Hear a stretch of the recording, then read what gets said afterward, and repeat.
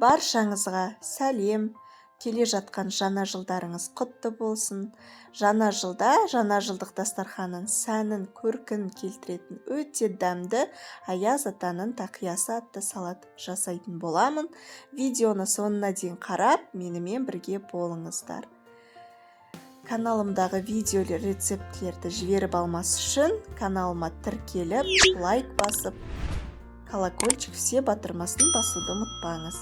Ең алдымен керекті өнімдерімізді дайындап аламыз. Барлық өнімдерімізді теркадан, осындай үгіткіштен майда ет көзінен өткізіп, дайындап аламыз.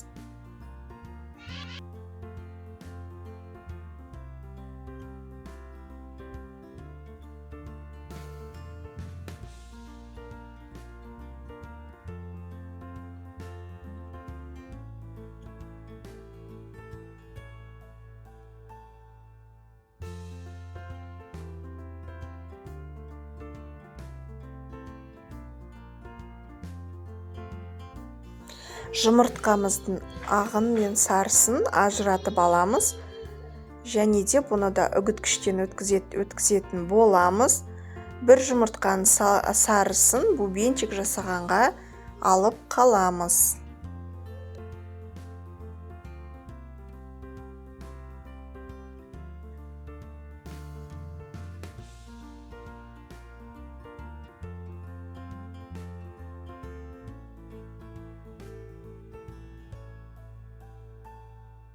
Енді салатымызды әзірлеуге кірісеміз. Осындай ыдысымызға салафанымызды қаптап, ең алдымен сәбізімізді салып, жайып шығамыз. Үстінен сеточка етіп, майонезімізді себеміз.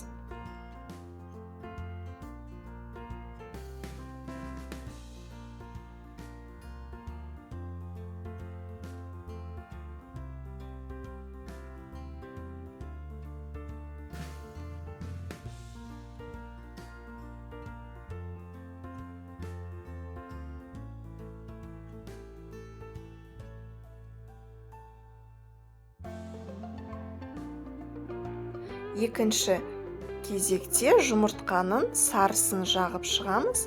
Бір келкетіп тегістеп, үстіне майонезімізді сеуіп шығамыз.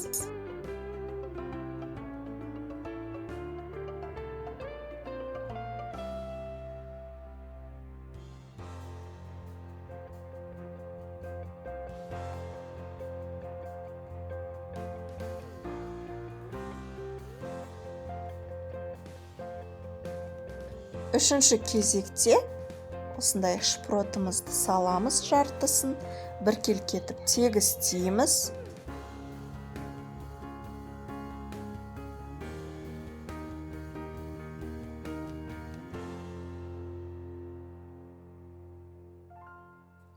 Үстінен қайнатылған картопымызды саламыз, бір келкі етіп тегістеп жағып, үстіне майонезімізді себеміз.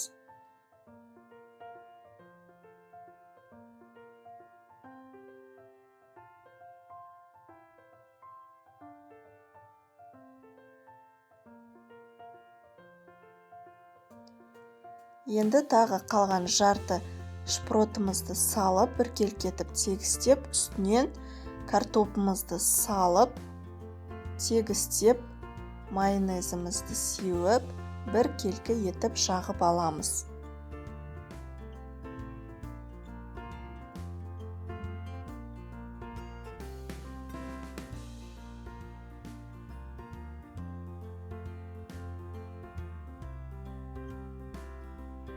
Мінекей, енді тарелкемізге аударамыз салатымызды.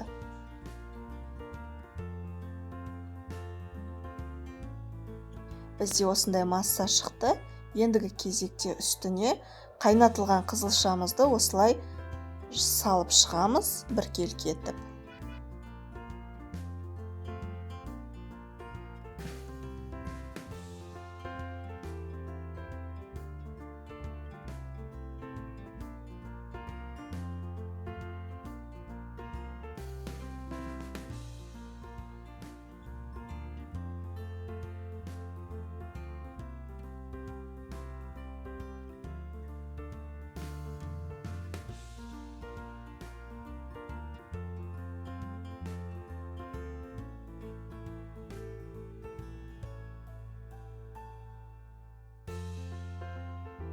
Аяз ата тақиясының бейнесін келтіру үшін шетіне майонезімізді жағып бір келкетіп,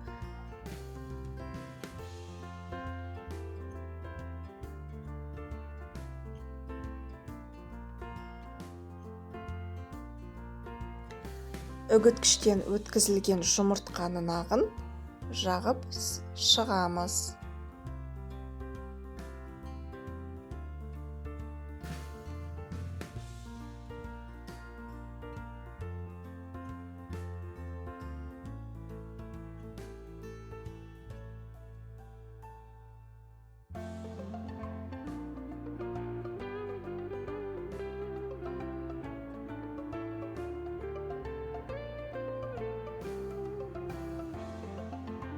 Ендігі кезекте шапкамыздың бубенчигін жасайтын боламыз. Ол үшін бір жұмыртқаның сарысын осылай езіп, үстіне майонез құйып араластырып, қолымызбен шарик жасайтын боламыз.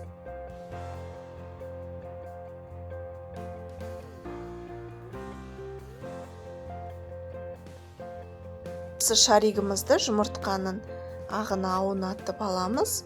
Дайын болған өнімімізді салатымыздың үстіне қоямыз.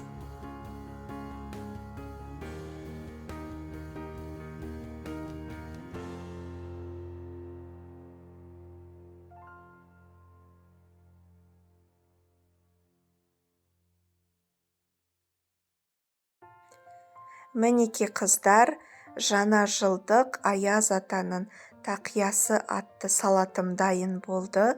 Жасалу жолын толық видеода көрсеттім. Міндетті түрде жасап көруге кеңес беремін. Дәмі өте керемет болып шығады, және де өте тез жасалады. Менімен бірге болғандарыңыз үшін рахмет. Сіздермен бірге мен Әсия.